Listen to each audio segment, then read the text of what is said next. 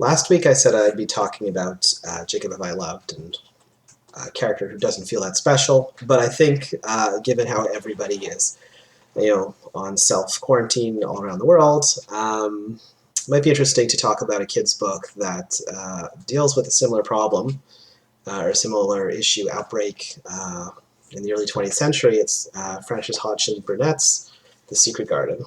Getting a lot of glare there, but there it is. Frances Hodgson Burnett was, in the early 20th century, she was into a lot of what were then New Agey ideas that don't seem so unfamiliar today. If you've ever read Secret Garden, you'll know it's all about the importance of fresh air for children, how being outside and running around and just, without structure, without any kind of plan, just let the kids run around, dig in the dirt, create their own little world, create their own goals, and just be one with nature. It's this very classic naturalistic portrait of children. Children are sort of nature spirits. It's an idea of children that we see in Peter Pan, and the way a lot of people talk about children and innocence, and out of the mouth of babes and that sort of thing. So the Secret Garden is all about that, but I want to talk about the Secret Garden today because the first chapter does something very surprising in a kid's book. Something on our minds right now is, how do you protect children from the scary things in the world? How do we talk to them about it? Can they understand it? And do we want to worry them or not worry them? How do you talk about to children about disease, about death? Well, Secret Garden doesn't mince any words. In the very first chapter, there's a cholera outbreak. This is taking place in a very crowded, city, very crowded homes.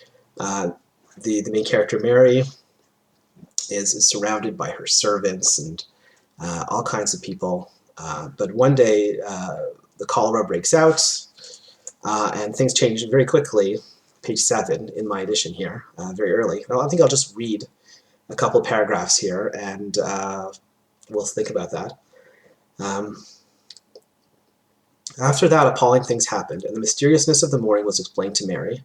The cholera had broken out in its most fatal form, and people were dying like flies. The ayah had been taken ill in the night, and it was because she had just died that the servants had wailed in the huts. Before the next day, 3 other servants were dead, and others had run away in terror. There was panic on every side, and dying people in all the bungalows. During the confusion and bewilderment of the second day, Mary hid herself in the nursery and was forgotten by everyone. Nobody thought of her, nobody wanted her, and strange things happened of which she knew nothing. So there's a huge outbreak around her. Mary is very sheltered. She's, a rich foreigner. She's living in India with her parents, and basically living like lords in this foreign country. And she's used to getting whatever she wants, never having to do anything for herself. And suddenly, all her servants are dying. Her parents are dead. By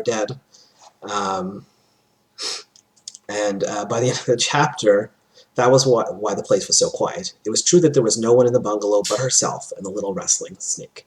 She's the only survivor of this disease outbreak, and partly because everybody was in these close quarters. They weren't practicing self-isolation the way we are now. So, there was a lot about disease that wasn't known, although Burnett, being into these New Agey ideas, is trying to promote the idea of getting out in the fresh air. That's good for the health, and also not being cramped in close quarters in homes. Obviously, it's different here. We're in our homes, but away from people. That's the way to prevent outbreak.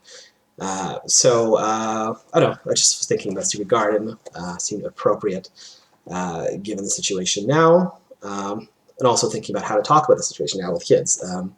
You wouldn't want to read The Secret Garden, not this first chapter, to a 6-year-old.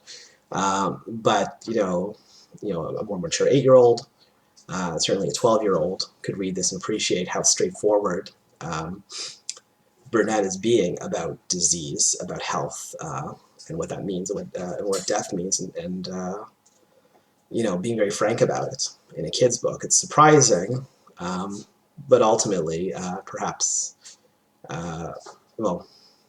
maybe not reassuring, but definitely honest.